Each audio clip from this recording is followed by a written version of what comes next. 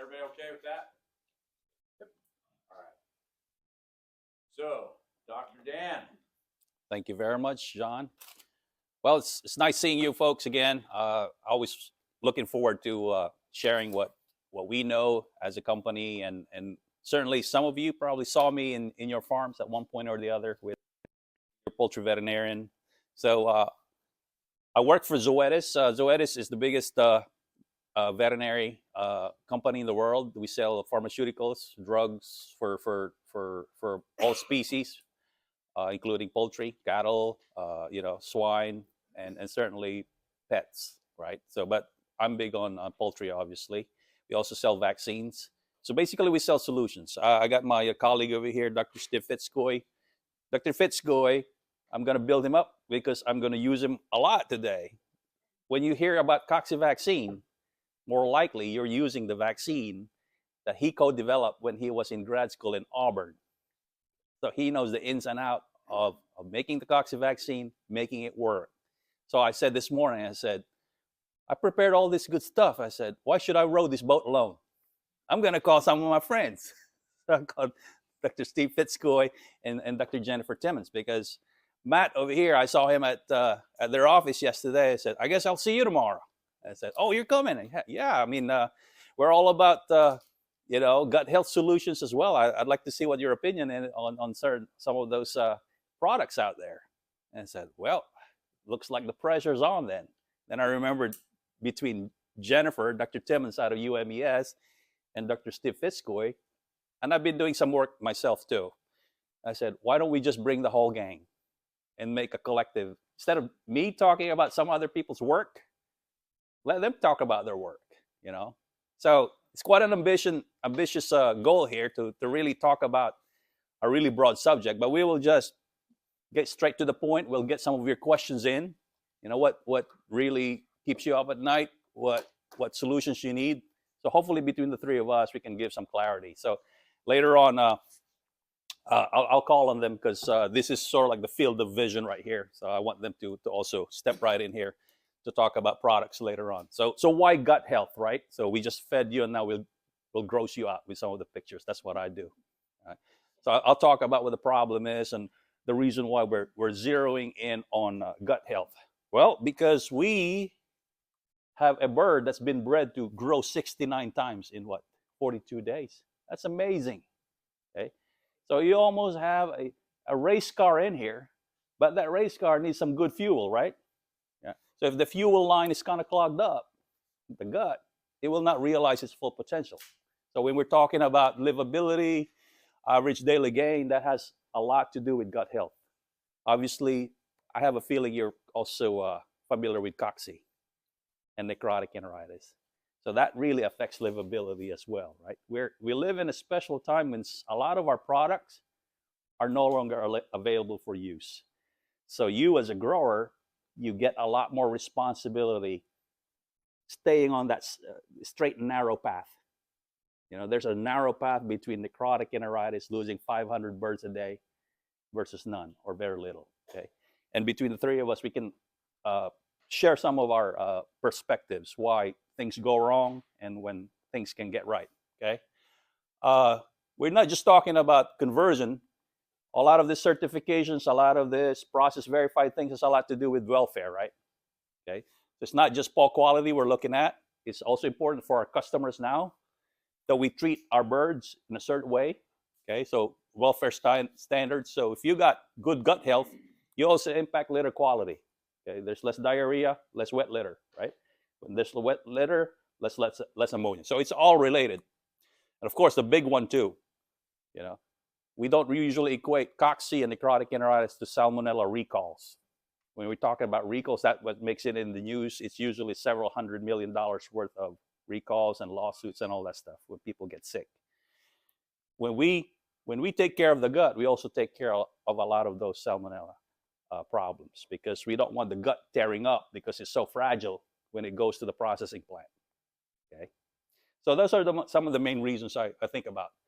So here's the cube, the cocoon that we're going to live here in the next 40 minutes. Okay, if not for anything, I want you to get out from this seminar Okay, a lot of it has something to do with controlling this organism. It's called Eimia maxima. That's the main cause of coccidiosis. It's a parasite. Okay, you control this, you control and manage that right. You manage coccidiosis and necrotic enteritis right out of your farm. So we'll talk a little bit more about that.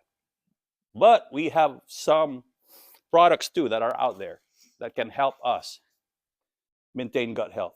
Okay, of course, this is something you don't control. What feeding program you're on? That's usually a company deal. You know, that's where the big boys and girls go inside the room and say, "What are we going to do for the next winter time or summertime?" Okay, this is my comfort level right here. Usually, I show up at your farm not just to chat. Usually, there's something wrong. We're troubleshooting stuff. Okay, so we'll talk about the bad stuff first. Okay, and of course, these other factors here also affects how much cocci and how severe we see things in your farms. Okay, all right. Now here's where I need help from my friends. Okay, later on we'll talk about what products you're using. Usually they will fall into some of these major categories. Okay, we're talking about the acids, right? Most of you will probably tell me a brand name, and we will talk about really what the generic name is. Okay, so we talk about hydrolyne. Well, those are acids, right? This is acetic acid, butyric acid. Those are acids. Okay, and what they do. So we'll let them talk about that a little bit. But I'm introducing this because we will live here the next hour or so. But I'm gonna circle back. I want you to get you the big picture first. Okay. So I want you to get excited about this for the next 10 minutes. Okay. Everybody feels comfortable going inside your chicken houses and looking what normal birds look like. I want you to be good about what normal poop looks like. Okay, should be well formed. You have that nice uric acid cap. That's where the urea is, the uric acid right there. Okay, and you can very minimum corn particles in there, which means the bird absorbed all the corn and soybeans in there. If you see a lot bigger particles in there, that's probably not good. Okay, that's also a good examples of chicken manure right there. Okay, this is when things go south. Okay? When you see it's no longer formed, we see blood stained gut lining. So there's something corrosive about probably something in the feed, or there's something that's irritating the gut, maybe an infection. Okay, this is what it does. Okay, it's trying to flush out that irritant or a microorganism in a liquid diarrhea form. This is where a lot of birds die. So when you see blood on the floor, you probably already lost several hundred birds by that time. Okay, so it's not hard to determine. But if you catch it early, that's where some of this gut health products will work if you catch it early.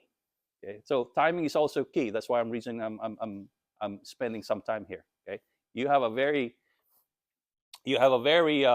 important role to play here, because the grow-out manager does not know when you lost 500 birds until you make the phone call. Or maybe don't just depend on whatever your tenant puts in there. You have to be walking the houses and kind of see what the situation is. Green diarrhea just means the bird is too sick to eat. So when they don't eat feed, the bile doesn't get absorbed. Okay, usually the feed will absorb that. Okay, so if there's no feed being eaten, this will make its way out into the poop chute. Okay, so that's all he's saying is that the bird's not eating. So you got to figure out why he's not eating. Hopefully he's not running out of feed, right? Okay. All right, this is what normal gut looks like. In my world, I open up a lot of chickens over the past 18 years that I work here in Maryland and in Delaware. This is what normal gut looks like if I unzip it. It's usually like a tube. You unzip it, it's velvety, it's even, it's thick. Okay, you want it to look like that because you want a lot of surface area for the nutrients to be absorbed by the body. Okay, and I will show you a microscopic picture what the normal gut looks like. Right? See that? Imagine a nice lawn with nice thick grass. Okay, all of this grass-looking structures, basically that's a surface area for all your vitamins, minerals, all that good stuff to be converted from feed to meat. Okay, It should look like that. So again, normal, normal, okay? This is what pathologists look into in the microscope. This is probably like 400 times the size, okay? Now, when does it not look good? Okay, remember the grass? Now the grass is kind of cut, right? And you see this little, a lot of this circular parasites in there. That's cocci. That's Dr. Fitzcoy's world. Okay, so what it does, it damages all of those villi, those surface area, and they get destroyed. Okay, so all of those parasites, a lot of these parasites become 12,000 in a week. Each of those 12,000 becomes another 12,000. So you see how things go wrong around 17, 18 days, because you're talking about hundreds of thousands of these parasites living inside the gut. That's where blood happens. Okay, because all of these things right here, they start destroying the intestinal cell wall. So when you have this initial insult, what happens is natural bacteria already in the gut takes advantage, and they start replicating. It's almost like a bomb went off. You couldn't see those blades of grass anymore, right? This is what an actual necrotic enteritis looks like. A bomb went off. There is no structure here to absorb the gut, the nutrients anymore. Okay. Plus, this bacteria called Clostridium that causes necrotic enteritis produces a lot of toxins. That's why the bird just looks calm like this, staring at you. The next 30 minutes, that bird's dead, laying out. Okay. It's the toxin. Okay, that does that. It finishes the job. So most of the time, it's an initial insult of coccidiosis that kind of makes a flesh wound. The thing that finishes the job is the bacteria called Clostridium. Okay, so just remember those things. So cocci is a big deal. It's a 1.7 million problem, a year problem in the United States, probably 14 billion in the world. So it's a big deal, right? It's right up there. Okay, and when you ask what keeps veterinarians awake at night, chicken veterinarians, they did a survey. This is what keeps them up at night: coccidiosis, necrotic enteritis. Okay, third is chick quality. Okay, those three are a symptom of the ABF movement, antibiotic free. Okay, in 2014. Starting 2014, we basically, and now it's what, 60% of all the chicken companies are NAE or ABF. Okay, so a lot of those things that we used to use, we'll talk about products a little bit, are no longer available for use. Okay, so it's almost like we're fighting our enemy with one hand cut off. Okay, but it's not gloom and doom, because there's other ways. We get creative. There's other ways of really making up for that loss. Okay. All right. So this is what a pure cocci looks like. Remember that, those little parasites in those? So they're actually bursting those cells. You see a lot of blood. Okay. So that's when it's pure. When Clostridium comes in, it looks like this. It just looks foul smelling. A lot of dead birds. Okay. All right. This is what probably would be more useful for you guys, because you don't open up as much chickens as you do. What you see is a lot of dead birds stretched out with what? Green bellies, right? See that greenish belly? Yeah. And that bird's still fresh, because you look at the face, it's not decomposed. Yeah. But what you got over here is this gut that wants to burst out, because it's got blood and all of those things in there. Okay. This is what we usually see. You probably have a few hundred birds dead between 17 days all the way up to 25 days. That's the prime spot, okay? All right, so that's what we do. I mean, I didn't know I'm going to make a living out of examining poop, but I do. Same thing with Dr. Fitzcoy. He made a career out of this, okay? This is what we do. So the reason why we still have to scope it, even though we know it's probably going to be likely cocci, because there's rare circumstances where we don't find a lot of this, okay? There's probably something, feed disruption, bad feed, and all that. That can also cause necrotic enteritis, because those are all intestinal insults. But for us to be doing that way we know. So that's the reason why you use Amprol. Sometimes it doesn't work, because probably in your farm, cocci is not the only problem. So Amprol is a good medication for cocci. It's only good for cocci. Okay? So if you put Amprol and the problem is not solved, there must be other problems along with it. Okay, that's the reason why we scope it out. Okay, among other things. Okay, there's other things that you probably are seeing in your farm, not just cocci. You see a lot of unevenness. Okay, we just use this loose term, runting stunting syndrome.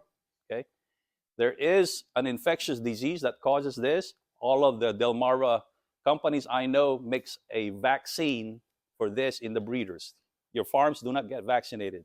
The breeders does, and they pass on that immunity. And every so often, like every 6 months, they'll go out there in the field again to see if the virus that's still in there is different or what you vaccinated for. If it's different, they make another vaccine for it. Okay? But in most cases, it's not always infectious. It's something else. Okay? Whether the chick is overheated, whether the feed is not so great in terms of particle size, all of those fall into play. Okay? So this is what it looks like, right? So when you put it against the light, you can see the gut, which is supposed to be dark because it's thick. It's thin enough that I can probably read a newspaper on the other side. That's not good because if it's thin, we're not absorbing nutrients, right? Right. So this happens right here. And it's not just one thing. It could be feed quality. It could be chick quality. It could be a virus. Okay? So all of that we have to weed down. Usually the vets are involved. What we owe management is the infectious stuff, the low hanging fruit. Okay? Before the big guys and girls start talking to us about feed programs, feed quality, and all that stuff, our job is to say, hey, doc, yeah, it's cocci. If it's cocci, it doesn't go up anymore. We just deal with the cocci. If it's not cocci and birds are dying, we look for other things, right? That's how it works. All right, so again, same thing. This is not necrotic enteritis, but look at this virus. It just blunts those nice blades of grass. What you see is blunting over here. You don't have a lot of area for nutrients to get absorbed anymore. Okay. All right. There, I have documented out there as well. I go out like what I was talking about. I go out there, this particular complex. Look at how watery the gut is. Okay, look at this. They're also eating feathers. Okay. It's almost like what would make that bird go after that? This is when we ruled out the low-hanging fruit. We go back there and said, well, your cocci program on vaccine is fine. We don't see a whole lot of cocci in those birds. But what we see is a lot of this, what we call non-specific enteritis. Okay? When there's enteritis, when there's diarrhea, all that feed conversion goes out because the feed nutrients are not being absorbed, right? Okay. So some of this could be feed interruptions, okay? Litter eating because the dark out period might be too long, okay? We have some of these rancid oils, okay? It goes up. I mean, we will not find it out yet, but later on, sometimes it comes out. They will say, well, that feed batch of soybean meal seems to be different now. And then they'll say, okay, yeah, that kind of makes sense. So we changed suppliers. There's been some other things that happens. That's what happens. And this, honestly, I'm going to dive right in. Some of those products that you're interested in, a lot of them work on the bacteria and not cocci. This is where they make most of the dent. Okay. You see a lot of efficacy in some of this non-specific enteritis. If you catch it early, and if you use them, basically they take care of that bad Clostridium bacteria that I talked about. Okay. A lot of them are acidic. A lot of them have antibacterial effects. We will go through some of those a little bit more in detail later on. But let me just kind of square up the picture right here. So we all heard about the all-veg movement, right? So we all know that the chicken is not vegetarian, but we're making it vegetarian because that's what the customer likes, because that's what it is, right? Right. So some of those components can actually make the birds guts runny, as you can see over here. Okay. All right. So as you can see, necrotic enteritis is caused by a lot of this thing. So So when you're talking about, oh, why is my necrotic enteritis more severe than the other farms are? I mean, you have to look at all this, okay? Definitely the big gorilla in the room is cocci, okay? This is also big. You don't get to talk to the big boys and girls until you said, well, I don't think I have any feed issues. But if they found out that you're running out of feed, but you have feed, they won't talk to you anymore about other things. I mean, basically, you already. So basically, don't disrupt the feed, because what we're talking about is, other than the vaccine, what we also depend on is medications in the feed. So check your feed ticket. It will say different things over here. It will say zoaline, it will say robenidine, it will say coidin, all of this. The thing is, they work, but the bird has to eat it. If they don't eat it, I mean, it's so simple, right? If they don't eat it for various reasons, too dark, they don't get it, piling up, they're lame, then the cocci will make those birds sick because they're not protected. Okay. Sometimes it takes like less than 48 hours after they get off feed of a medication, and then cocci comes back. Okay. So we need that protection. Okay. Management density has a role. Okay. The organic people are using vaccine all year. Now the trend is for the conventional and the NAE to try to use cocci as long as they can. And there's some good reasons for that. It's cheaper. You know, they try to preserve the efficacy of the cocci drugs, so they use this. But at some point, we have to ask management, how much density can we get away with? Remember, it's almost us. If we're packed in like college students, right, we're more likely to get sick, right? But if we got enough room to move, then people tend to get healthier too.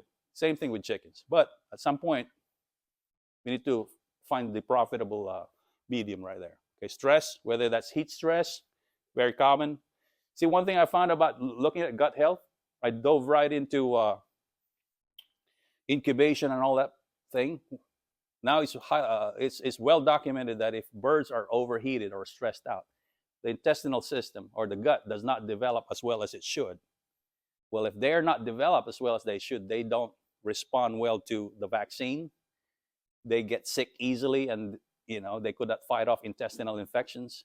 So even some of those are also related. We find that out because now we got to work doubly hard, because we don't have those crutches that we used to depend on before. Oh, slap on that medication on, everybody goes away. Now everybody's got to put more elbow grease and become more accountable. Okay. Immune status. So even though we're talking about necrotic enteritis, we got to talk about immune suppressive diseases like Gumboro viruses. Okay. So we work closely with companies to kind of make sure that they're vaccinating for the right stuff. Of course, it's the holy grail right here, feed ingredients. Okay. Sometimes that's very murky, and that's fine. I mean, these companies have really talented nutritionists. They know what they're doing. Okay. But at some point, so it's not always the problem right here. This is very uncommon before you get to that problem. Usually this, I would say. That's 80% of the problem. But sometimes we got to deal with this, and it's a tough conversation sometimes. You got to prove to them that it's not cocci, it's not immunosuppressive disease, that it's something in the supply chain. All right, so we talked about this, so I'm gonna move on. Okay, moldy corn can also do this, right? Mycotoxins.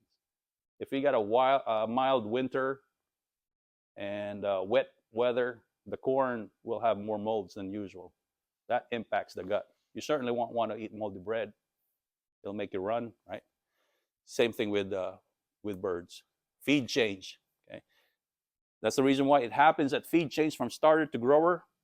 That little disruption in feed, well, it's not really disruption, change in feed is enough to cause a temporary gut disruption, and that's when Clostridium would swoop in and multiply. All right, there's not gonna be any quiz about drugs. So, but anyway, I'm just telling you, we have some tools out there. This used to be longer, right, Doc? Yep. Much longer, but now this is getting shorter. So this is what companies have to work with. They have to rotate this every 3-5 years? Yeah.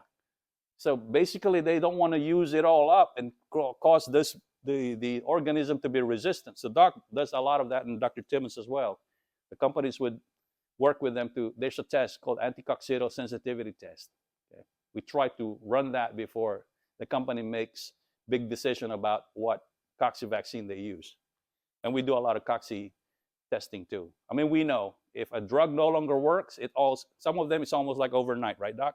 You'll see dozens of farms breaking with cocci. We know it's time to move to a different drug, okay? But we'd rather not have dozens break when Doc already did some work on it, okay? All right, so we have all of this. It's got it shorter.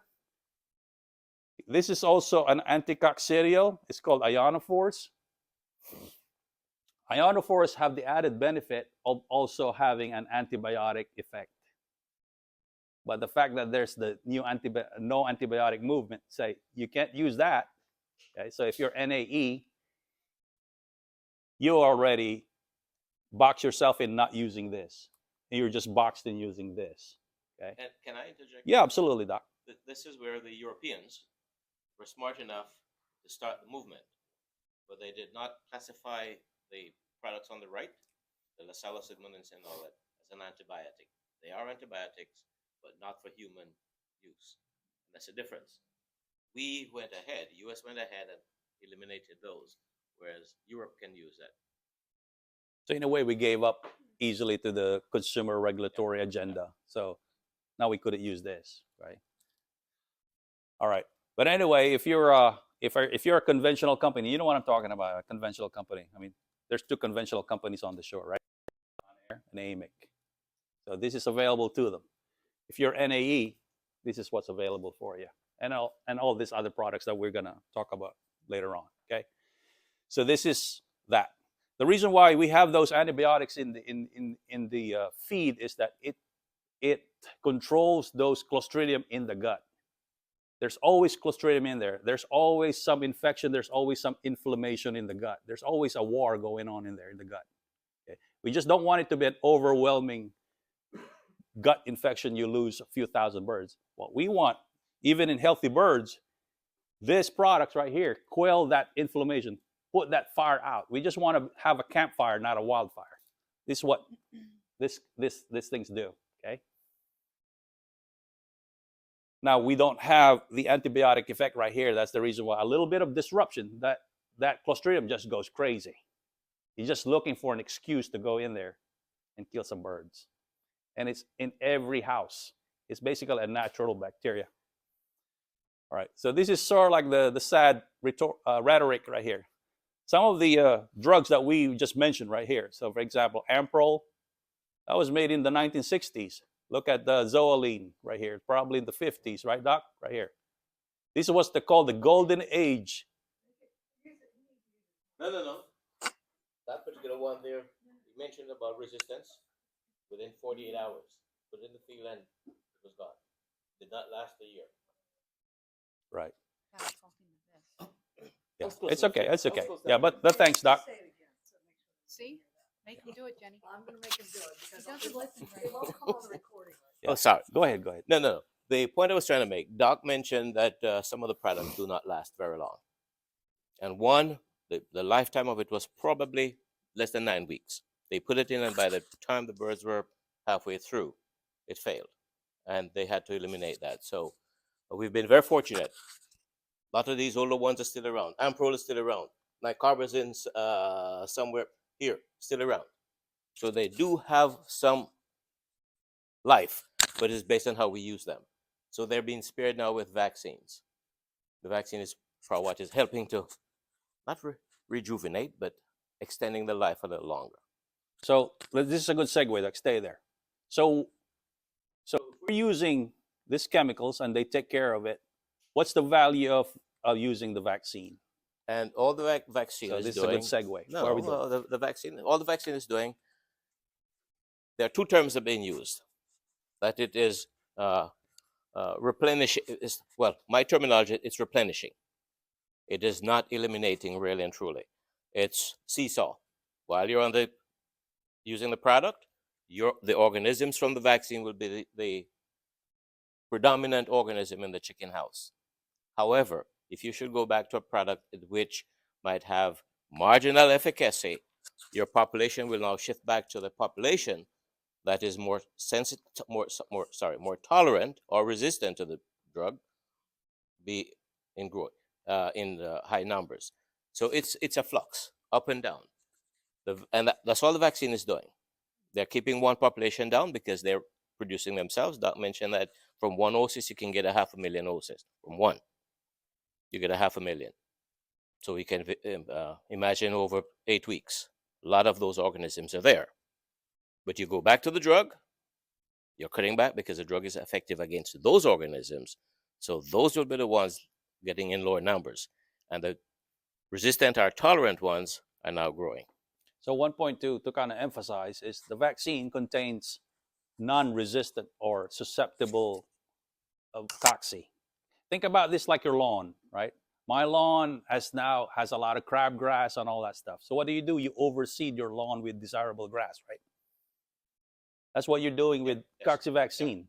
So now when you have those undesirable cocci in your built-up litter, what the company will do is like, okay, we're losing the battle here on this product. They either switch to another product, or usually what they do come summertime, they say, you know what, let's clean the slate. They either do a clean out and put them on cocci vaccine, because the cocci vaccine we know will be susceptible. We can kill it with this. It's almost like, once you have the resistance, what it does, it pushes it out. Like the crabgrass on good grass, you keep overseeding it, the crabgrass gets pushed out. Does that make sense? Okay. So we do this cycle, right? Summertime, coccidia vaccine. And then come wintertime, when we need that extra fire and forget kind of a situation. Because the thing is, when we use a good chemical, you don't have to worry about it if it's working, because it's already in the feed. Your duty as a grower is just make sure that the birds eat it. And the vaccines were introduced back here in the 50s. Just around the same time, a lot of those products were there. A part of that is, and I like how you introduced it, the drugs came in, you put them in, you walk away from it. You can go hunting, you can go fishing. With the vaccines, you have to be, it's like your baby. You have to pay a little bit more attention to it, so you get very comfortable with it and understand it. And that's how the two products work, the vaccines versus the drugs. When they're effective, put it in and walk away from it. Okay, we'll talk more about how you manage that, right? And then how some of those products work in tandem to make sure that we don't lose a lot of birds, right? But look see here, there's no vaccine, there's no product developed here. There's no new drugs coming in. There's only vaccines. That's where we're at. When Doc was in grad school, see, he hit the golden age. Yeah. And they're probably my age, doesn't it? Yeah. Oh Yeah, I'm sorry, I gotta pick on you. Call me out. And when Fitzco was with grad school, he'd be presenting about coccivax. Oh yeah, we don't need that. We got all these drugs. Then later on, guess what? They're killing it right now, because that's a big part of coccidia control right now in 2020. Okay. All right. Here's what we know. Okay. Over 60% of all commercial companies are NAE. When you're NAE, you have that limited group of drugs you can use and the vaccine. Okay? So you only have so many bullets. You better make it count, is what we're saying. Okay? All right. So a little bit about cocci vaccinations. Okay? So the cocci vaccine contains live parasites, live cocci. Remember those little round parasites inside the villi? Okay, see those? Okay. So we'd like to use a friendlier version of that. Okay. The whole concept of vaccine, whether that's smallpox or anything you got vaccinated with, is we want you to get infected or exposed to it without dying. That's the whole thing, right? Before with smallpox in George Washington's time at Valley Forge, he made the difficult decision to vaccinate the Revolutionary Army with what they call variolation, without getting too geeky about it. Okay? Because what he saw was the Southerners, which come from farms, started dying because the Northerners who lived in the cities were already exposed to smallpox. But them southern boys, the joint started dying from smallpox because they're getting infected by smallpox virus from the ones that already got exposed. So he said, I can't fight a war with doing this. So there was a very primitive way of vaccinating people before. They take the scabs of smallpox, put it in oil, make a wound, they get it. But still, 10% of vaccinated people die. Well, that's no good. But that's what they got to work with. But 10% that dies is better than 99% dying from natural infection. That's the whole thing about vaccination. It's a cost-benefit ratio. Now, all of our vaccines now are almost practically safe, okay? So that's the whole thing. So what we're using is a cocci vaccine, okay? Eventually came from the wild, but it's got special properties. What we want is to vaccinate those birds in controlled doses so they don't get too affected. And then we want the immunity to kick in. We expose the birds, okay? So this vaccine right here, see, look at it, becomes 3, okay? And then the more they eat, because the vaccine will start becoming more numerous, they get defecated, okay? This vaccine produces more in like 1 week. So the next week, you see more of the vaccines coming in, okay? And as the birds eat it and the immune system kicks in, look, there's less cocci being produced now because the immune system is clearing the vaccine virus out. So you hit a point where, you know what? You start to recover, and now you're getting immunized from the vaccine. So it takes like 3 to 4 weeks for the vaccine to kick in. And also, it takes around 3 cycles for full immunity to the vaccine, which means you're actually not just vaccinating the birds, you're actually vaccinating your litter. Think about that, okay? Remember that overseeding with good grasses? That's what we're kind of doing, okay? So you don't see the immediate effect. And that's the reason why we have to use those other products to kind of help it along, okay? Help it along. So vaccine is not a fast fix. If I get vaccinated today with like vaccine A, that doesn't mean I'm protected now. I'll be protected 4 weeks from now, okay? Think about that also in terms of cocci, okay? So what we're trying to do is protect the flock right now, but we're also building up the population of those susceptible cocci that we can readily inactivate with medication later on. So we have that cycle, okay? Limited drugs, we want to make it work again. We use cocci vaccine, then they work again, drugs again, then vaccine again. That's sort of like the cycle, okay? All right, but anyway, I want to focus on this, okay? Like what Doc's saying, it's not a fire and forget system.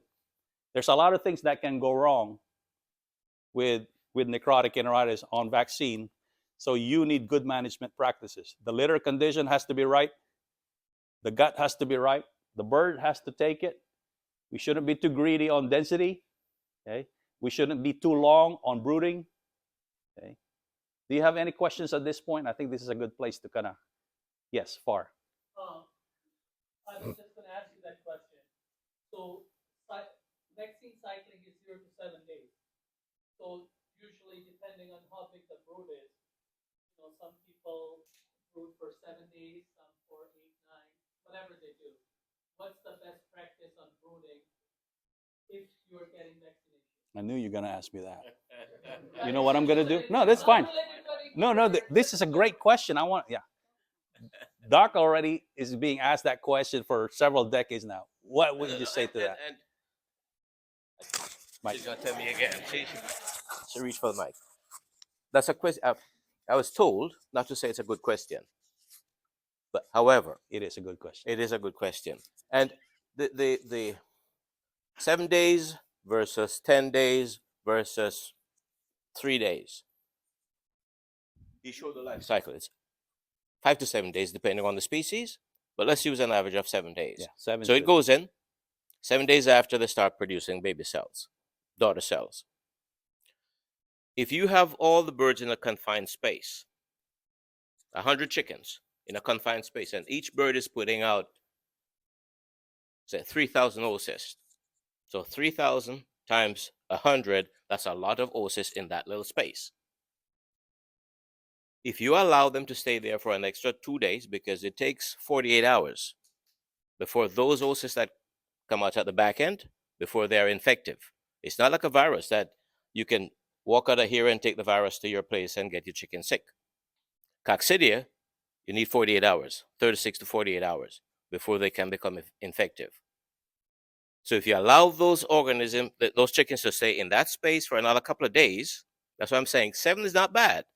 But if you broadcast that, what is that, 300 times, 3,000 times 100 into a wider space, you'll have to allow those birds to get that infection now, or that exposure now, to start the cycle back over. Making sense? So it is based, it is based on your management. If you're comfortable with your management that you can do it, have those birds stay there for 7 days, shed some, pick some up before they go again, good. So I guess I may need 2 extra days because my management might not be exactly the same as yours. I might have some limitations in density, in brooder space, and all those. So far, It would depend on density too, right? absolutely. Yeah. So far, let's imagine that every Delmarva house is the same, which is not, right? And every company has the same feeding program, which they're not, Yeah. right? But let's just imagine they are. But basically, what Doc is saying is, if everything's equal and the birds that got the vaccine actually got the vaccine, Yes. then 7 to 10 days would work like a charm. So I will tell you a story why that's not the same. And this is where you need to know what your situation is. And that's where Dr. Timmons is doing some of this work as well. All we're saying is, this is the ideal. They got sprayed with the red vaccine, right? You see them red birds. They all look good. They all look like, okay, 100% have red, 100% takes. That's not always the case. Okay, so let me go in there. And so that's the challenge. We don't get 100%. Okay, but that's not a debilitating problem. It's an opportunity for us to talk about this. Okay, let me go here real quick. Okay. All right. So we talked about cocci vaccine pros and cons. It works, right? But you got to manage it. They don't get protected if they don't get vaccinated. Okay, and this is where we work with the companies to make sure we optimize the vaccine. It's just that they didn't get the spray. They actually got the vaccine. I will show you how we know that. Okay, it takes a little bit of work. Okay. Also, when you're vaccinating with a live virus, the birds feel it. They get sick for a while, so their calories are not being used for growth. All of them. Some of them are using to fight off the infection and mount an immune system. So there's a hidden cost of immunity. We call that. Okay. But if they live long enough, they will have compensatory growth. So when they're on the vaccine at around 17 to, let's just say, 3 weeks to 3 to 4 weeks, they lose a little bit of that feed conversion, which they make up later on when they already have the immunity. They start rocking. Okay? That's the reason why cocci vaccine is not used in Cornish, because they don't have time to recover. Okay, get it? Cornish is 100% chemical. They're gone by 30 days, right? But if we got birds that are up to 8 weeks, they have enough time to recover. So again, different systems, right? Okay. But anyway, let me show you a story here. Okay. So you see here, this is how much cocci vaccine is. This is how the infection looks like. At 15 to 21 days, they're putting out a lot of cocci. Okay. Those chemicals basically they basically inhibit the growth of the cocci on the floor. They push them out until they're old enough that they can actually fight off the infection themselves. Okay. Does this make sense to you guys? Okay.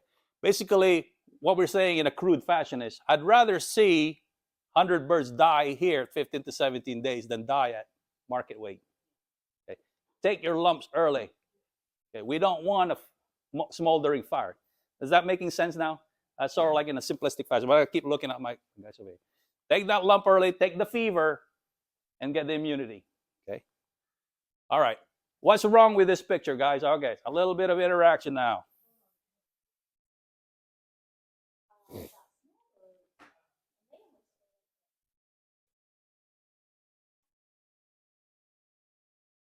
So, yeah, Doc. Should I answer her? Yeah, go ahead. Go ahead. Get the mic. I am.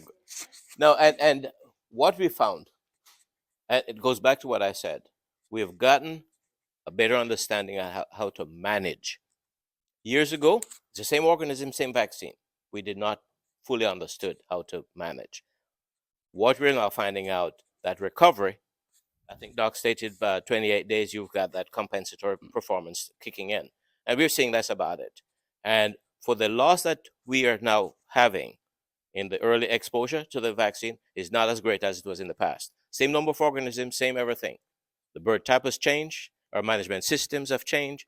So we're seeing that younger and younger bird population are being vaccinated now successfully.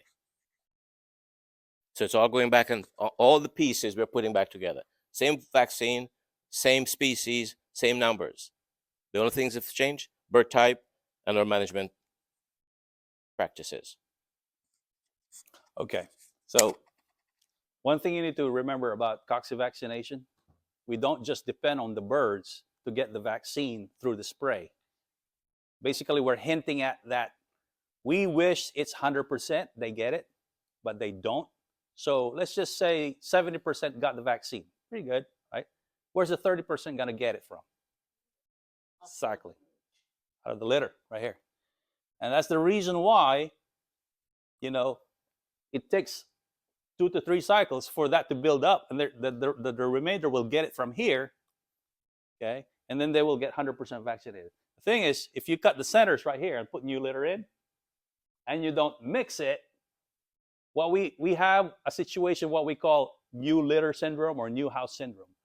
New house syndrome or new litter syndrome is when you get cocci, you get it bad the first time because they get walloped and they don't have any exposure. Remember, in old litter with good cocci strains in there, they get infected at what? Day 1, day 7. Same time. Yeah, it starts from there. But when somebody brings it into a new house and the birds started pooping the vaccine or, in huge amounts, they get walloped. Okay, I'm going to show you. This is actual data here in Delmarva, okay? All right, hang on to your seat. So you will have an idea. Basically, Dr. Ritter worked with my boss, Dr. Schaefer, and said, look, we have some chronic necrotic enteritis farm. Flock in, flock out. They have necrotic enteritis. What's causing the necrotic enteritis? So we want to find out, right? This is what they did, okay? So we're talking about this chronic necrotic enteritis farm. Oh, I don't have the. Seems like some of them are hidden. Okay, that's fine. Okay, that's fine. Okay. The question is, we're using a cocci vaccine. Are we overdosing the birds? That's why they're getting sick. Or maybe we're underdosing the birds. That's why they're getting sick. Or there are other things here. So you look at this, okay? Of course, you have a control. Non-vaccinated. These are birds we didn't get the vaccine, right? These are birds that actually got the vaccine, but we gave it to them the no excuses route. We actually force-fed it into them. It's called gavage. Okay? So we didn't depend on spray. We gave the actual vaccine to those birds, or my boss did, okay? And then we have other routes here. We got fancy, right? They got fancy. You got Inovo, which is given into the egg. We got hatch and spray, gel. Okay. Long story short, which has the highest amount of dead birds? Look at the red bar. What does the red bar say? None, right? Look at the one that got the vaccine, 1X gavage. That's blue. Blue, and then it just disappeared. No more dead.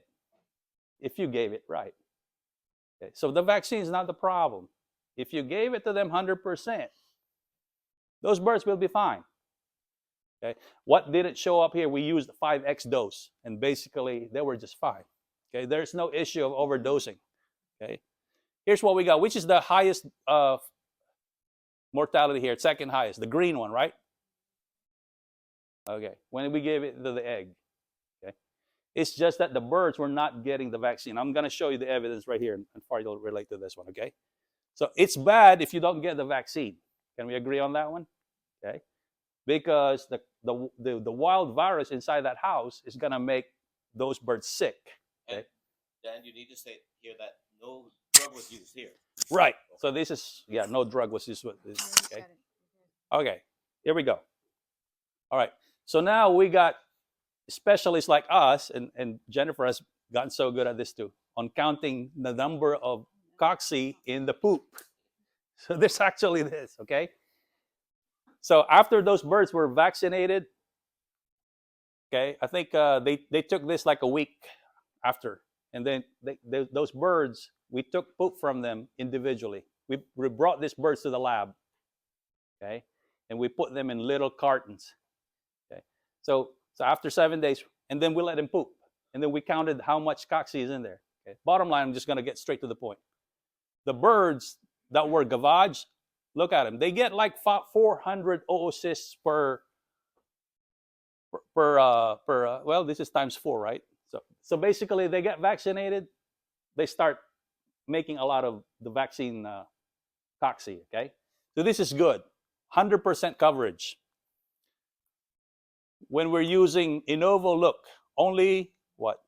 1 out of 8, that's 12.5. They didn't get it, essentially, okay? And that's why they're dying. They're not protected, okay? Next. All right, so we're getting technical here.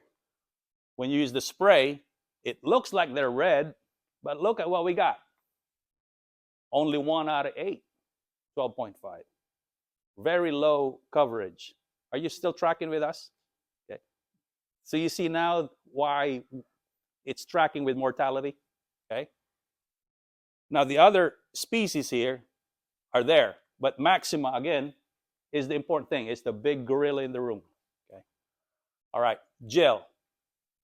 Not a whole lot, 50%, but better than 12.5, okay? So that's what we're looking at, okay? Gel over spray, but nothing better than actually getting it. So Doc and some other scientists are making a better mousetrap so this is probably 15 years old data. Yeah. So between that time, the spray vaccination technology has gotten a lot better. Sometimes we see 20%. Sometimes when companies started sexing the birds or gender IDing them, okay, sorry, right? So what happens there was it takes longer from the birds to hatch from being gender ID'd and then they get vaccinated. Little things like the vaccine mixer thinks it's still the same thing. They make it too far in advance that they're actually making the vaccine. This is more on the virus side. They're killing the vaccine. Okay, so basically all of these things, we have to relearn them. Okay, there's a lot of things behind the scenes that we're doing. Okay, that improving the process. So that is the challenge. The administration is the problem. No, your explanation there now is what answers the question that you'd ask. The management has changed. The applications have changed. Not the vaccine, not the bird and all those other practices. Because we're in the past, if a birds are sprayed, as the data is saying, you may miss a few. They'll get the color on them, but it's not in their mouth. If you've got a good eyes and you want to tell, you pick up 100 chicks from your place and look in their mouths and you can tell whether they took the dye or not. It's a whole lot easier with the green dye versus the red dye. But you can discern the red from a lot of things, you know, from the pink mouth. Ingredients, the gel, the consistency. I mean, they did it. There's a lot of work behind it. So basically, the holy grail is we want to get that bird, all the birds, vaccinated, and we still keep working at it. If the birds are sluggish, they won't pick on it, and they don't get the vaccine. Activity has a lot to do with it, and you'll ask yourself, why is it that they're not getting it from the egg? You're putting it in an enclosed area. Why are they not getting it? There are a lot of explanations for that, because the bird is not eating. And to get the vaccine, the GI system has to be functional. So the minute they're hatched and start picking in their chick basket, the GI system has started working. Because those oocysts are intact. And they have to be broken out for those smaller bodies to enter the cells. So this is where you can relate, okay? Oh, okay, I didn't see that slide. Yeah. Okay, yeah. Dr. Ritter has this term, cocci grenades. Let me explain that to you, okay? So let's just say, remember the spray vaccine, they only got like what, 12.5%? Let's say 1 out of 8, So there's 7 out of 8 birds that will get exposed to this vaccinated bird's poop. Okay. Normally, we're talking about controlled dose. We're shooting for like what, 400 doses, let's just say. So hold on, listen. Okay. We're shooting for several hundred doses for the bird to get it and not get sick. But guess what? If they peck at the poop of this vaccinated guy, hundreds of thousands. So they got walloped with too much dose if we depend on them to get exposed out there in the field. You get it? So it's bad not to get vaccinated. So again, what I would add far is, some of these companies, if they have problems with Gumboro, if they have problems with Merck, they tend to want to move those birds a little bit early before the optimum time for cocci, because to them, which is the bigger threat? Yeah. If they want the floor to be dry, because there's a challenge now with growers to say, hey, look, the paws are horrible, doc. We could not even stand putting them there at 10 days. We moved there at 7 days. Well, guess what? The cocci coverage suffered too. So there's a lot of trade-offs, tough trade-offs. Okay. Yeah. All right. I'm getting a 5-minute signal. Okay. But anyway, look at this. There's a lot for every oocyst right here. Every week, maxima becomes 12,000 each. Each of those 12,000 becomes another 12,000, and a lot of those becomes another 12,000 the next week. That's why bad things happen around 3 weeks because of this. Okay. All right. This is where Bud Malone comes in a little bit. Okay. Does windrowing help? This is my personal opinion. We did some work on it. Okay. So this bud in the flesh, and my job is, okay, Dan, give me some viruses, give me some cocci. We'll put it inside the windrow. Okay. Let's see if the windrowing can kill them. Okay. All right. So we hit the ideal temperature, right? Around, hey, we did pretty good. Yeah. Well, Bud did it, right? Right. Look, common bacteria, including salmonella, dies within 3 hours. Okay, at 130. It works for bacteria. It's great. Great for Clostridium even. Okay, remember, Clostridium is bacteria. Okay, but when the spores, when the Clostridium, when you remove the birds and the Clostridium start producing spores, the spores becomes bulletproof. You cannot kill spores anymore. It's almost like this armor plating. So I have a technique that I can separate the spore from the actual bacteria. Look at the spores right here. They were not even touched. The bacteria can go down until all of that's left are spores. Okay.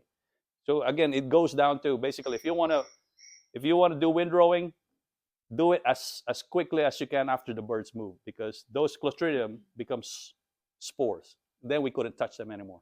Okay.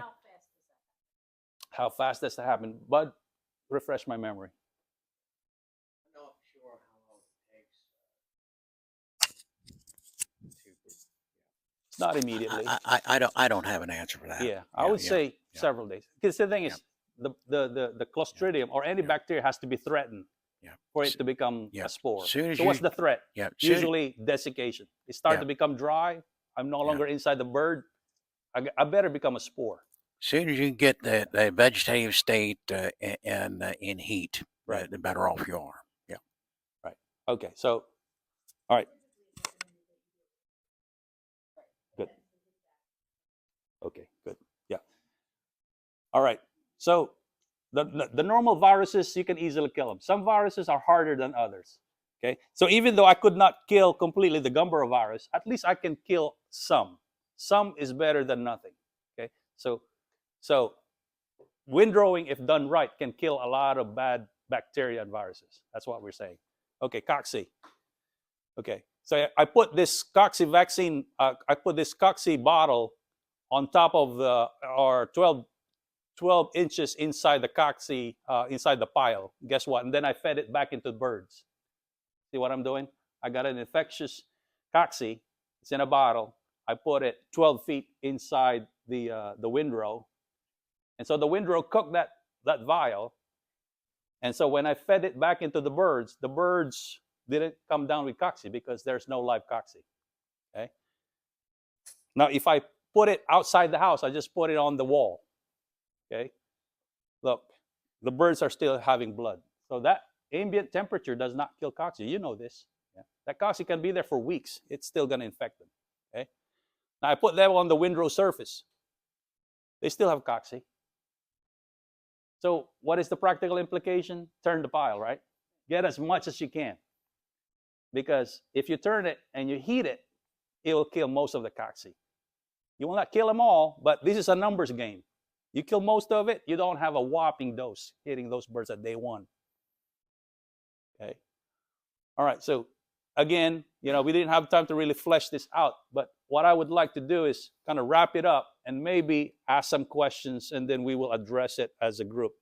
And Jennifer has some work going on some of those as well, bacteriophage and all that stuff. But anyway, thank you for your attention, and I will go back to this one for questions. Kind of lead you into it. It's a lot to think about, right? But you can see why we're working together, because it's hard to have a one-size-fits-all solution. Okay. But this one's even the odds. When you have difference, okay, it evens out. If you got some questions for us, yes. Thanks, Dan. Let's give a round of applause. Yeah. We'll go to So we talked about the problem. Let's talk about solutions. I have a few questions. First one, you just showed in the beginning the good quality and the bad one. That's both. The one is the good one, one's the worst one. We want to know where the problem starts, not where the end. And the second one, the vaccination is not in our control. It's in the integrator. Whoever they treat, we have to follow the program. Yes, it's not in your control, but you're part of the solution, because the technology is what it is right now. It's not a perfect technology, so while we're getting there, we want your help to get as much birds getting the second dose of the vaccine from those vaccinated ones. You have full control over that, because how you brood and all of that stuff. So yeah, go ahead. And the last question about the heat, you told us the heat kill the vaccination. Compost heat, yeah. So how we know what is the perfect heat? Because in the winter time, it's always, we feel like they are not cold. And in the summertime, we always feel like, it's a perfect temperature. But if we only hit the sensor, we watch the sensor, it didn't give us ideal temperature, because it's a huge difference between the sensors and the chick. How much temperature are you hitting right now? Mostly we start with the 90, but I'm not agree with the 90. No. Okay, you don't hit 130 and all that stuff. No, that's what I'm talking about when we start with the chicks, not about when you do the window. Oh, preheat. Yeah. Because you just said with the heat, Yeah. it's going to go more worse in the beginning. So that's 3-4 things, in my mind. Well, yeah, you're talking about brooding temperature, right? So brooding temperature is like less than, at or 100 or less than 95 to 100. Because that's the reality, what we Right. face mostly, not, Right. Yeah, that's not enough to kill the cocci. Yeah, we're talking about. Mhm. You will damage some, but you're not eliminating them.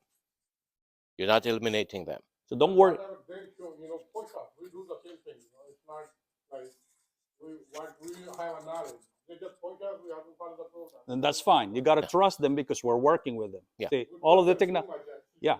Yeah, but what you can control, though, because the thing is, it cannot be adversarial. You can't have an attitude out there. Oh, they're out to get me. I mean, they can't make money if they're out to get you. Okay, so we solve those problems for you guys behind the scenes. That's why they involve Dr. Timmons and all that stuff. So we have a different generation of machines, and even the temperature. We'll handle that. But what we need you to do at the brooding phase, okay, is to optimize the bird. So one of the things is the bird comfort, right? No, and that's Yeah. a big part of it. If you're uncomfortable, if you're not eating and drinking and moving around, that's no good for whether it is viruses, bacteria, or whatever. You need activities. How we know the vaccine, the vaccine already started, because whatever you show us the food, it's the good one and the bad one. We want to get the Something in between. Yeah, that's a good question. And I'll make you a promise. I'll bet you right now. The minute the bird takes it in, and you give that bird from it's ingested. Give that bird for about 40 minutes. And if you check the poop will come out at the back end, say about 180 minutes, it will come out at the back end. And if you find coccidia in that, I'll probably buy you dinner for a family for about a month. And I'll say this to you because the minute those organisms get broken, and or the terminologies exist, those cells into the chicken cells, and they're gone. They've disappeared onto. I think Doc had shown there from one cell. That one cell goes in, it goes to 2, then 4, then 16, then what is it? What's the next number after that? To about 300, depending on the species. You will no longer be seeing that until they release again back into the lumen and come out into the feces. So give the bird a chance. Let me rephrase that question to get a better understanding. This is a question that you get and I get too. It's almost like, okay, they're telling me to make to keep the litter dry. How dry is dry that I can affect the vaccine cocci? Can I kill it? So what's your answer there? I'd rather not. Yeah. No, you can kill it. it. No, you can kill that because the organisms are susceptible to freezing. I promise you, at 30 degrees, 33 degrees, you start losing some. But we won't. So this is why I suggested. Yeah. So you can freeze it. Desiccation, if I leave it on the countertop here in a droplet of water, 10 minutes it'll still be there. Once that water dries up, they'll be like prunes. They'll be like grapes. Old grapes that you've got sitting in the refrigerator and the moisture's gone and they're wrinkled and not looking appetizing to be eaten. That's how they are. And once they're like that, I promise you they're dead because I've done it over and over and over and over to show that they're not viable. So in the chicken house, if the moisture is in the poop, as Doc had shown there in one of the earlier slides, you're okay. I wouldn't worry about it. I guess what I'll be worrying more about is not doing enough in the previous flock, that there was so much cocci that lived in the previous flock that carried over to the next flock and walloped those birds. Yeah, so that's usually the scenario. So whatever you can do to lower the field dose before the vaccine does its magic is really what you want to focus on. We don't want the birds to be uncomfortable because those birds, even though they get vaccinated, they'll get sick. Again, like you, when you get a vaccine, right? If you're stressed out, the vaccine that's supposed to protect you will make you actually get sick, especially with live vaccines. Yes, I see some hands over here.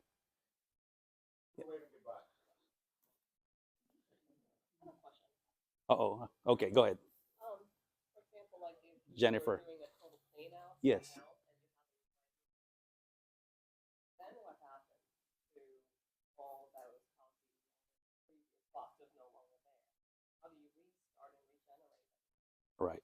Good question. So the way I would answer that is, okay, the question is, if you do a total clean out and knowing what we know about new litter syndrome, that there's not enough cocci in there, I guess, should I worry? And then the second thing is, how do we compensate for that? Yeah, how do you manage it and get it in there? Okay. Right. I'll start by saying that if the birds get vaccinated right, 90%, and it's possible, right? We came a long way from 30% to 90%, then you wouldn't have to worry about it, right? Right. The second thing is just be vigilant. So let's just say you didn't get that 90%. You got suboptimal dose. That's where you got to help. Those birds will get sick. You'll probably lose a few. That's where some of those products can keep your mortality down. That's all you can do. Jennifer, Well, I was going to ask because I was just thinking, so what's the best program for them to be on if you're on a clean out cycle, on the vaccine or using the coccidiostats in the feed? So I would answer it like this way. Companies do not decide on what program you're on, vaccine or chemicals, based on the age of your litter. So they don't. But what would be the best one? That's what I'm asking. Oh, okay. I mean, either way could work. Yeah. I mean, like I said, vaccines will work. They will not have problems if they're given right. Due diligence is good. You got good, healthy chicks. Even if some of those chicks get some of the cocci before the vaccine got to them, if the dose is not high, they would just get infected and shrug it off. Look, backyard chickens do not die from cocci in the thousands just because they're not packed in. Yeah. It's a numbers game. Georgie and then Bud.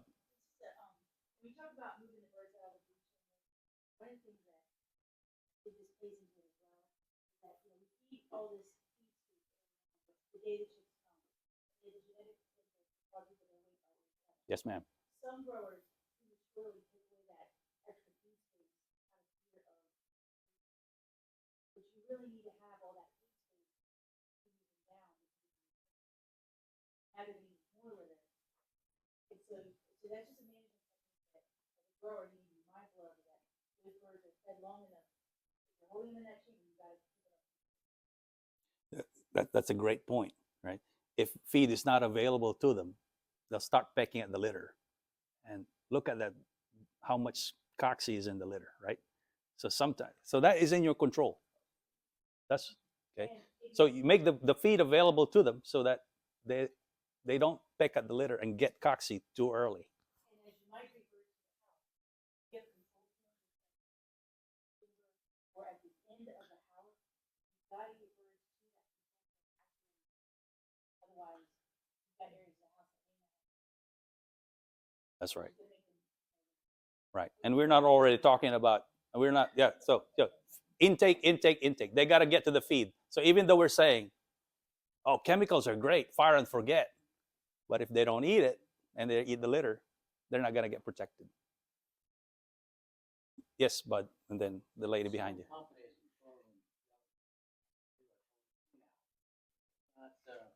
good health, but just need to clean out, they'll leave some of that in the house. So you call for the next call. Thanks for mentioning that. Something you can request with your,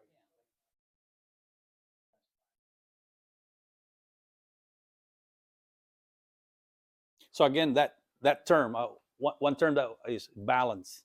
So if you got a balanced litter and you got healthy flocks with it, some veterinarians would say, if it ain't broke, don't fix it.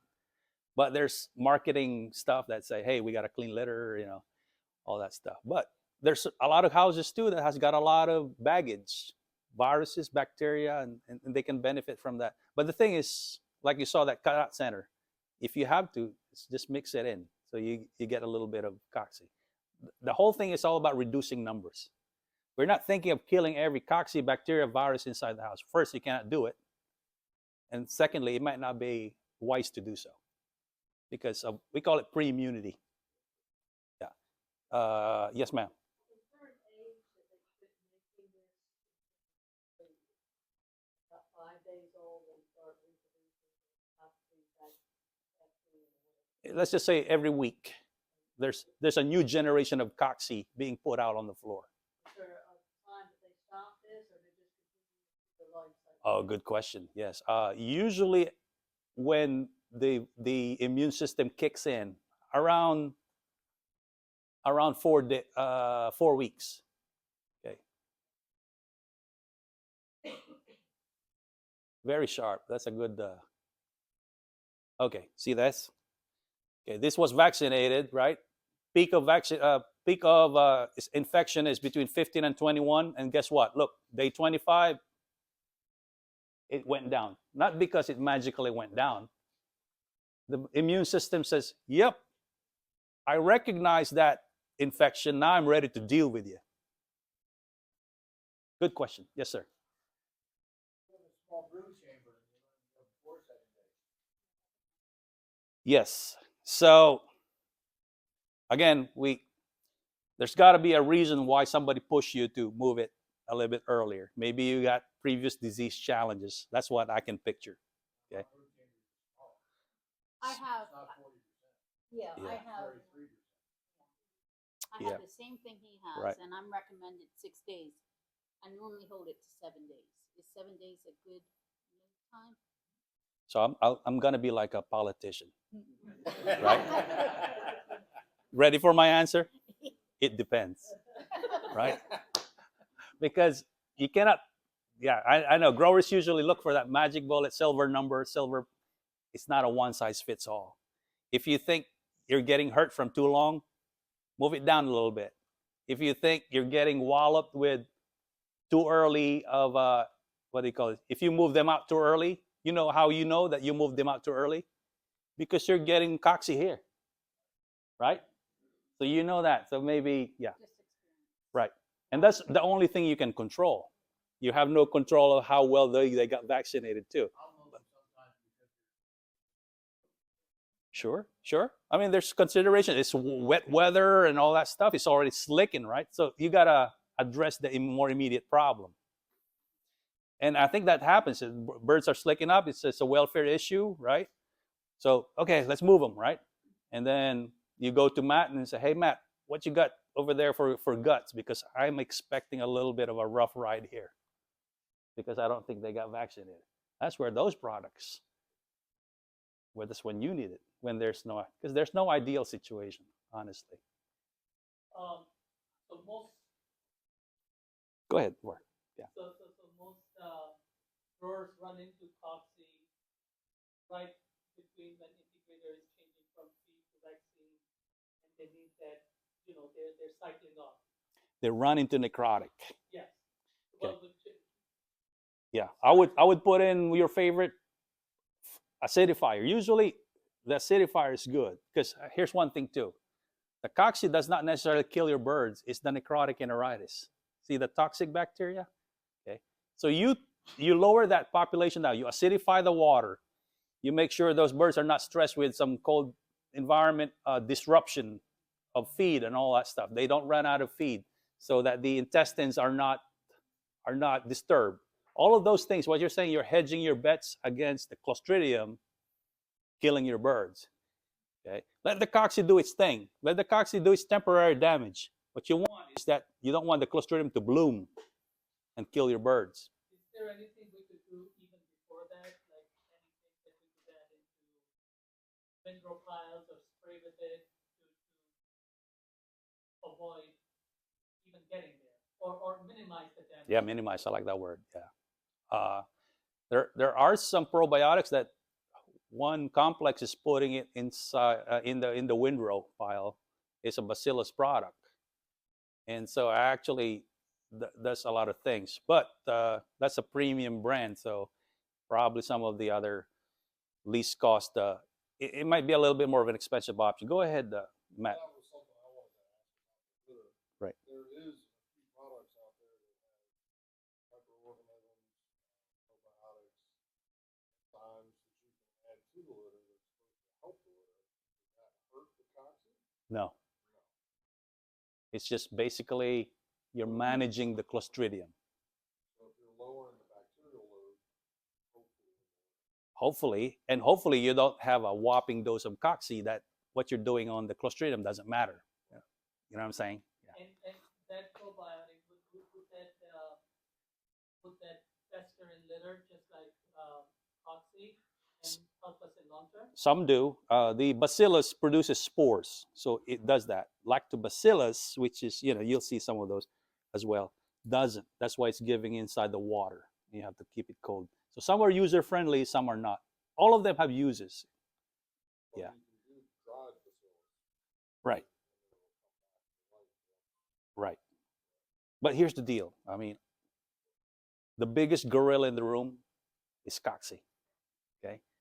You can spend all your energy with the other things, but if you don't have the cocci growing right, then all those gains you're making will disappear real quickly.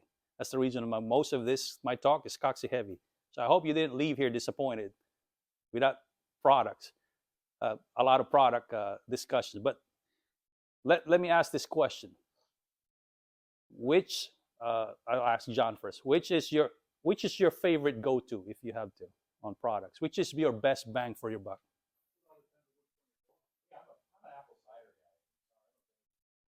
So what does vinegar do for you, or for the bird? For educational purposes here. You're teaching. Jennifer, help me out. When we're talking about vinegar, right? This is not. This is the organic. Yeah, It's just a pH thing. that's Right. all it is. Yeah. it's making things sour. Remember, your salami is sour for a reason, because if it's sour, bacteria don't grow in sour or low pH environments. Okay. Not only that, some of this bacteria, some of this vinegar that are made from like cider, they also have their own microorganisms as well. You know, one good friend of mine said, "Oh, that's free probiotic. That's why I got it. I get it in gallons." Yes, ma'am. Do you have an opinion on an optimal pH for the water? I would say the lower the better until the birds do not drink it. Sorry, I'm a little, yeah. Because the thing is, really, it's not, you usually don't hit that very sour and then we have mortality. Usually the problem is you're not driving it down enough to make a difference. So I'm a little bit more rash in my, yeah, in my, so yeah. So what's your intake and go for as low as possible. Because the thing is, even if it's like pH, let's just say pH 5.5, the minute the bird drinks it, guess what? The bird is trying to equalize the pH. It's got bicarbonates in its system. So the 5.5 is here, probably start to become 6. Your opinion, Doc? Yeah, and then it's going to raise it back up until it neutralizes it when it gets to the small intestine. And if it's too high going in, then You know, just look for the recommendations first and see what I think they would back it off. they will before back water off. Before Yeah, Georgie, yes, please. Go like a 4 point something. they would back off, Yeah. you would see it. Yeah. Again, yeah. Don't fall in love with a particular number. Okay. Yeah. So, so you were giving a suggestion as well about how to be proactive Yes. in managing gut health. Mhm. And you've done all the things you can do in terms of going, you're doing what you can do there, you're trying to but it's very encouraging to be proactive. Say on the bird's birthday, even though if you're going to do like an apple cider vinegar or certified water on their birthday,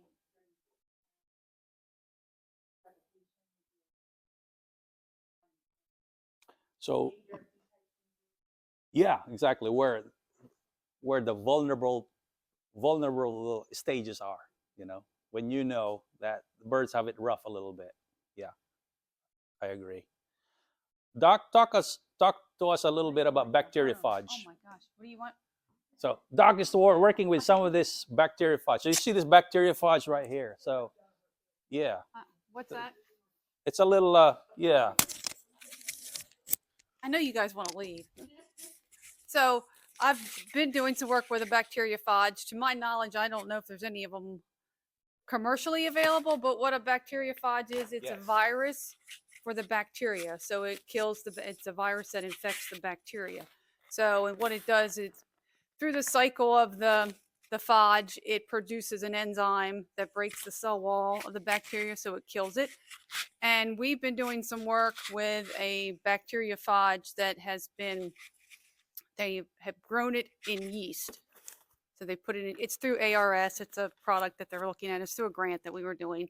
So and it works specifically for Clostridium perfringens. So it doesn't attack any other bacteria. It just infects that Clostridium perfringens. So I guess there's other bacteriophages that would do infect other bacteria. It's like a beneficial virus, right? What we're saying is Clostridium is a problem.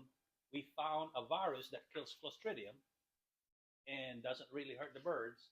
Well, we want to put that in Yeah, a so cleaner basically what we're doing is the early work. We're trying to see if the phage will survive in the intestinal tract. So we've mixed it in with just the ingesta. So we've taken contents from the gut and spiked it with Clostridium.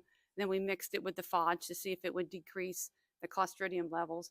And so far it has. And now our next step is to actually to feed it through to some birds to see if it actually survives the whole before that enzyme becomes inactivated or something somewhere along the gut. So that's what we're working on. So it's popular because it's non-antibiotic, right? If it works, we have a non-antibiotic. but this is really early stage stuff. Very So early stage, yeah. But everybody's working on something. So Doc, while you're on it, any particular products that you think has promise in I the don't, real world? you know, I don't pay, honestly, I have never paid attention to brand products. When I do work, I Right. just kind of work with, Like a general class? like, yeah, general class. Like I've done some work with prebiotics and probiotics, you know, just looking at, I've done some work with Dr. Fitz, looking at the impact on feeding prebiotics and probiotics, either separately or combining them to see if it has any impact on coccidiosis once we challenge them and those sort of things. So, So like John was saying, is like in experimental conditions, all of those products that are available, they work. It's just that in the real world, you got different it's different. challenges. It's different. It doesn't. Some are more challenging than others. So use what works for you.